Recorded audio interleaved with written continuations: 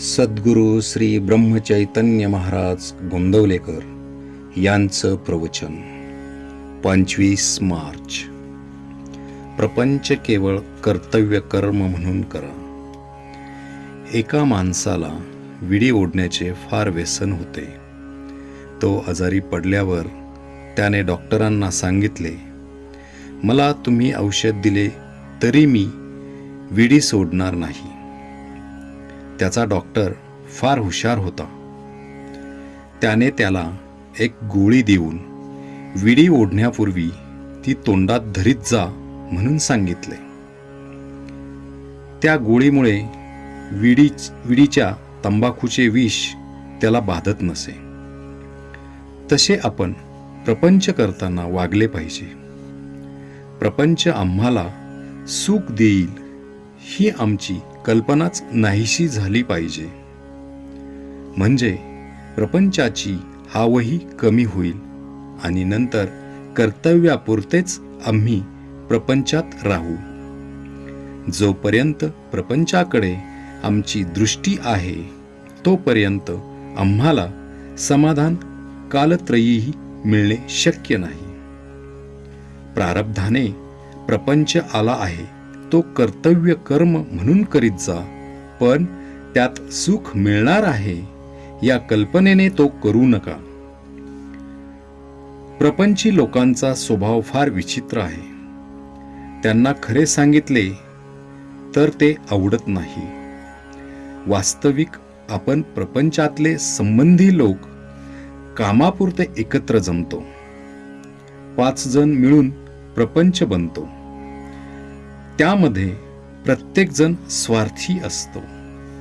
मग सुख एकट्यालाच मिळणे कसे शक्य आहे? नुसता प्रपंच तापदायक नाही, आकुंचित प्रपंच तापदायक आहे. आपले खरे समाधान भगवंताजवळ आहे हे खूणगाठ पक्की बांधून प्रपंचात वागा.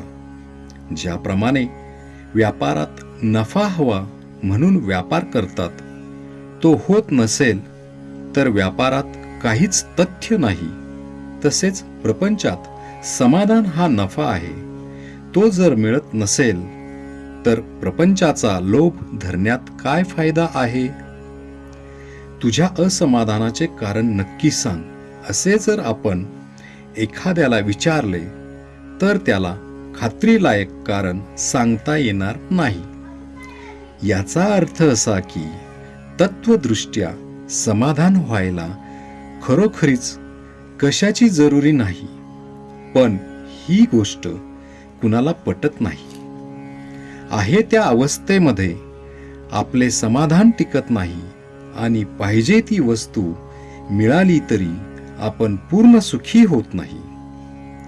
कैदेतल्या माणसाला मी सुखी आहे असे वाटणे कधी शक्य आहे का? तशी प्रपंची माणसाची अवस्था आहे.